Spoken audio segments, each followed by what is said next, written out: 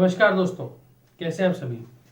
जैसा कि आप सब जानते हैं कि जो आरपीएससी ने कॉलेज लेक्चरर भर्ती परीक्षा का आज नोटिफिकेशन जारी कर दिया है, जिसमें 900 से अधिक वैकेंसीज हैं आपके कॉलेज लेक्चरर भर्ती परीक्षा में, जिसमें आने वाले वीडियो में बता भी दूंगा किस सब्जेक्ट की कितनी वैकेंसीज हैं, क्या आपको करना है, किस तरह आपको एप्लीकेशन भरनी है, किस तरह आप इसके लिए एलिजिबल होंगे। ये सब कुछ हम आपको आने वाले वीडियो में बताएंगे। पर इस वीडियो का मकसद क्या है, देखो काफी स्टूडेंट मुझसे बात कर रहे हैं कि सर ये जो गार होता है GAR ये है क्या। देखो पहली चीज सुनना है, good academic record. I repeat, good academic record को गार कहा गया है। अब गुड एकेडमिक रिकॉर्ड क्या है, इसकी शर्तें क्या है, क्या आप एलिजिबल हैं या नहीं है, और अगर एलिजिबल हैं तो किस संदर्भ में आप एलिजिबल होंगे, आप किस केस में फॉर्म भर सकते हैं। आप अगर फॉर्म भरना चाहते हैं, प्रीवियस में है या फाइनल ईयर में है, क्या आप फॉर्म भर सकते हैं या नहीं भर सकते हैं, इन सभी के बारे में इसमें मैं विस्तार से चर्चा करने वाला हूं इस वीडियो में। तो ध्यान से सुनिएगा, समझिएगा और अंत तक ध्यान से देखिए। क्यों? क्योंकि अंत तक आपने नहीं देखा, स्किप आपने किया तो बहुत सारी बातें आपसे मिस हो जाएंगी, आपसे गलती हो सकती है गार को समझने में भी। आपको ध्यान समझना होगा कि सर अगर मैं फाइनल में हूं, नेट नहीं है, तो क्या मैं फॉर्म भर सकता हूं। मैं बताऊंगा इसके बारे में कि अगर आप फाइनल में नहीं है या फिर फाइनल में है, आपके पास नेट है या नहीं है, उसके बाद भी आप ये फॉर्म भर पाएंगे या नहीं भर पाएंगे। ठीक है, तो चलिए शुरू करते हैं। सबसे पहले बात समझना, गार का मीनिंग मैंने आपको बताया, यानी गुड एकेडमिक रिकॉर्ड। यहां पे देखो कुल 5 या 6 कंडीशंस आती हैं गार के अंदर। ठीक है, फॉर एग्जांपल पहली कंडीशन है, पहली जो कंडीशन है वो ये कहती है आपकी 10वीं में, 12वीं में और ग्रेजुएशन में, आई रिपीट 10वीं 12वीं और ग्रेजुएशन के औसत अंक जो हैं, यानी एवरेज मार्क्स, वो 55% होने चाहिए। कितने होने चाहिए भैया? 55% होने चाहिए। फॉर एग्जाम्पल मान लो कोई एक्स स्टूडेंट है, एक्स नाम का बच्चा है, जिसके अंक थे 52% 10th में, 56% 12th में, और लेट इट बी 50% आपके ग्रेजुएशन में। तो एवरेज निकाल लेते हैं, 52, 100, 150, 158, 158/3 कितना हो गया भैया? 5 और 2.66। तो ये व्यक्ति एलिजिबल नहीं होगा। आपका 10th, 12th और ग्रेजुएशन का एवरेज जो मार्क्स है वो 55% होना चाहिए। अगर वो नहीं है तो आप एलिजिबल नहीं होंगे। पर मान लेते कोई ऐसा लड़का है, दूसरी कंडीशन पहले बता देता हूं। दूसरी कंडीशन कहती है कि आपके 12th और 12th में, 10th या 12th में किसी भी एक में कम से कम, क्या बोला मैंने, कम से कम किसी भी एक में 50% होना चाहिए। किसी भी एक में 50% होना चाहिए। यह नहीं होगा कि भैया 10th में 49% थी, 12th में आपके 48% थी और ग्रेजुएशन में 70% आ गई, तो ये एवरेज तो 55 हो जाएगा।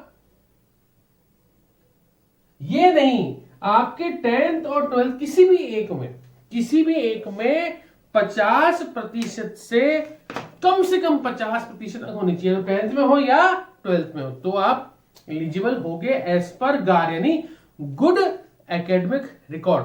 तो दो कंडीशन, औसत कितना होना चाहिए भैया? 55%। किसका? 10th का, 12th का और ग्रेजुएशन का। दूसरी बात, 12th या 12th में से आपके पास किसी एक में कम से कम 50% होना चाहिए। किसी भी एक में क्या होना चाहिए? 50% होना चाहिए।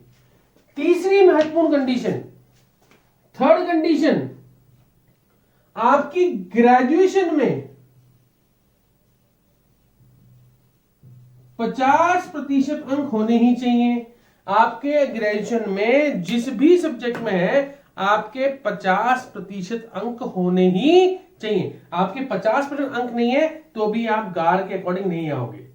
ये नहीं सर यहाँ पे 68% है, यहाँ पे 72% है और यहाँ पे लेट इट बी 42% ही है या 48% ही है, एवरेज तो हो गया, 50 के ऊपर नहीं चला गया, 10 12 की कंडीशन फुलफिल हो गई। पर तीसरी कंडीशन जो है ग्रेजुएशन में कितनी होनी चाहिए, 50% होनी चाहिए। ग्रेजुएशन में कम से कम 50% होना चाहिए। चौथी बात, आप जिस भी सब्जेक्ट में, जिस भी पेपर में अपना फॉर्म भरेंगे उसमें आपका स्नातकोत्तर डिग्री होनी चाहिए। जैसे आपने म्यूजिक में भरा तो आप म्यूजिक में स्नातकोत्तर करोगे, अगर आपने फिजिक्स में किया तो फिजिक्स में स्नातकोत्तर होना चाहिए। अगर आप स्नातकोत्तर करोगे तो स्नातकोत्तर यानी पोस्ट ग्रेजुएशन के लिए पीजी में आपके मिनिमम परसेंट होनी चाहिए 55%, ये होना चाहिए। हाँ, कुछ केसेस में रिलैक्सेशन भी है, आई एम नॉट डिनाइंग, कुछ केसेस में रिलैक्सेशन भी है। कौन कौन से केस में रिलैक्सेशन है मैं बता दूं आपको। वैसे तो SC ST, I repeat, SC और एसटी केस में जो पीजी का जो क्राइटेरिया है 55% का, उसकी जगह यहां कितना है भैया, 50%। इसके अलावा जो सबसे महत्वपूर्ण बात, दिव्यांग भाई बहनों को भी, निशक्त जनों को भी यहां पर ये छूट दी गई है 50% की, कि अगर आपकी ग्रेजुएशन पोस्ट ग्रेजुएशन में नहीं, स्नातकोत्तर में 50-55 नहीं है तो इन ये 3 कैटेगरी को यहां पे दिया गया है ये बेनिफिट। वैसे मैं आपको बता दूं, ओबीसी को भी अंतरिम रूप से 50% का बेनिफिट दिया गया है, अंतरिम रूप से पिछली वैकेंसी में दिया गया था, तो 2014 में आई थी, आपको बता दूं, क्लियर। तो ये बेनिफिट आपको यहां पे देखने को मिलेगा। तो 4 बातें आपको क्लियर हुई होंगी। अब 5वीं कंडीशन क्या है, 5वीं कंडीशन कहती है कि आपका नेट, एनईटी नेट या सेट होना चाहिए। नहीं, नेट होता है नेशनल एलिजिबिलिटी टेस्ट, सेट होता है स्टेट एलिजिबिलिटी टेस्ट। ये दोनों में से कोई भी एक क्लियर होना चाहिए, नेट होना चाहिए या फिर सेट होना चाहिए। वैसे बता दूं 2013 के बाद सेट अभी तक राजस्थान में आया नहीं, काफी समय इंतजार हो चुका युवा अभ्यर्थियों को वेट करते हुए, पर सेट काफी समय से राज्य सरकार ने जारी नहीं किया है। फिर भी मैं आपको बता दूं सेट में भी कंडीशन है, अगर आपका सेट, आई रिपीट, अगर आपका सेट किसी भी दूसरे राज्य का, आई रिपीट, दूसरे राज्य बहुत समय पे सेट लेते रहते हैं, अगर वो 1 जून 2002 से किसी दूसरे से पहले किसी दूसरे राज्य का सेट है तो वो एलिजिबल है। पर 1 जून 2002 के बाद अगर आपके पास राजस्थान का सेट नहीं है तो आप एलिजिबल नहीं होंगे। सेट कब का होना चाहिए, वर्तमान समय का, और सेट का होना चाहिए राजस्थान का। 2002 से पहले बाहर का अलाउड है, पर 2002 के बाद तो राजस्थान का ही अलाउड होगा। यह है 5वीं कंडीशन। 6ठी कंडीशन जो सबसे महत्वपूर्ण है, ये सारी की सारी बातें, ये पीजी 55% हो, नेट सेट क्लियर हो, ये सभी कंडीशन बाय डिफॉल्ट आपके फॉर्म भरते समय नहीं चाहिए। आई रिपीट, ये फॉर्म भरते समय नहीं चाहिए। आप जब यहां पे कुल 3 पेपर होंगे, ठीक है, 3 पेपर कैसे कौन कौन से होंगे, 3 पेपर होंगे, पेपर 1 और पेपर 2 आपके सब्जेक्ट का होगा, पेपर 1 और पेपर 2 आपके सब्जेक्ट का होगा, और पेपर 3 जो होगा वो राजस्थान जीके का होगा। इन तीनों को पेपरों को देने के बाद आपका जो है वो इंटरव्यू कॉल होगा, कट ऑफ के बाद इंटरव्यू कॉल होगा। इंटरव्यू के समय आप ये सारी की सारी एलिजिबिलिटी पूरी करने वाले होनी चाहिए। नेट अभी नहीं, कोई दिक्कत नहीं। यूजुअली क्या होता है, ये जो पूरा प्रोसेस होता है, क्योंकि आपने देखा कि काफी सारे सब्जेक्ट होते हैं, ये पूरा प्रोसेस होने में आरपीसी द्वारा लगभग 2 से 3 साल लग जाते हैं। तो 2 से 3 साल के अवधि में आपके पास ये सब कुछ होना चाहिए। अगर आप प्रीवियस ईयर ना तो भी आप फॉर्म भर सकते हो, घबराओ मत। आप फाइनल ईयर में हो, फॉर्म भर सकते हो, घबराओ मत। आपके पास नेट नहीं है, कोई बात नहीं, घबराओ नहीं, फॉर्म भरो। सेट नहीं है, घबराओ मत, फॉर्म भरो। आपको ये सारी की सारी एलिजिबिलिटी, खासकर पीजी और नेट वाली, ये दोनों की दोनों एलिजिबिलिटी फुलफिल करनी है, पूर्ण करनी है, जब आप अपने इंटरव्यू में बैठोगे। उससे पहले नहीं चाहिए, फॉर्म भरते समय नहीं चाहिए। तो इसमें कोई घबराने वाली बात नहीं है। यह है गार। इसके बारे में करनी है चर्चा। और यही मैंने कहा कि आप किसी भी सब्जेक्ट के हो और उस सब्जेक्ट में अगर आपकी वैकेंसी है, अगर आप प्रीवियस ईयर में हो तो भी आप फॉर्म भर दो, कोई दिक्कत वाली बात नहीं।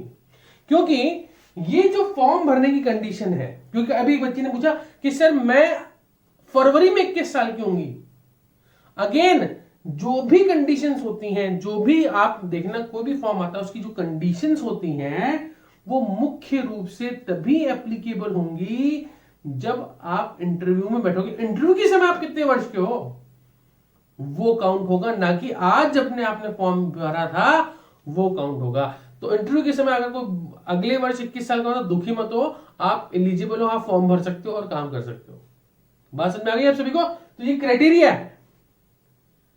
आपको फिर भी कोई डाउट हो, कोई शंका हो, किसी भी तरह का कोई समस्या हो कि सर नेट एग्जाम कैसे क्रैक करना है, या फिर हम क्या करें नेट एग्जाम क्रैक करने के लिए, या फिर सर इस एग्जाम को क्रैक करने के लिए राजस्थान में क्या पढ़ना है, कौन सी बुक से पढ़ना है, ये सब कुछ डाउट हो। क्योंकि होता क्या है, जब भी कॉलेज लेक्चरर की वैकेंसी की बात आती है, यूजुअली कहां गड़बड़ होती है, गड़बड़ होती है पेपर 1 में। वहां पे गड़बड़ होने के कारण आप ट्रबल में आते हो। पर हमारी कोशिश रहेगी आपको हर एक समस्या से समय पर ही अवगत करा दिया जाए और उससे संबंधित जो भी बेस्ट नॉलेज है आपको टाइम पर दे दी जाए। इसके बाद भी कोई डाउट हो तो आप मुझसे बेझिझक बिना किसी समस्या के कमेंट बॉक्स में अपनी प्रॉब्लम डाल दीजिएगा। मैं आपकी हर समस्या के समाधान की पूरी कोशिश करूंगा। तो लगातार बने रहिए, चैनल को सब्सक्राइब कीजिए, चैनल को शेयर कीजिए और जो हो सके आप जो भी आपके डाउट हो उसको कमेंट बॉक्स में डालिए। Thank you so much.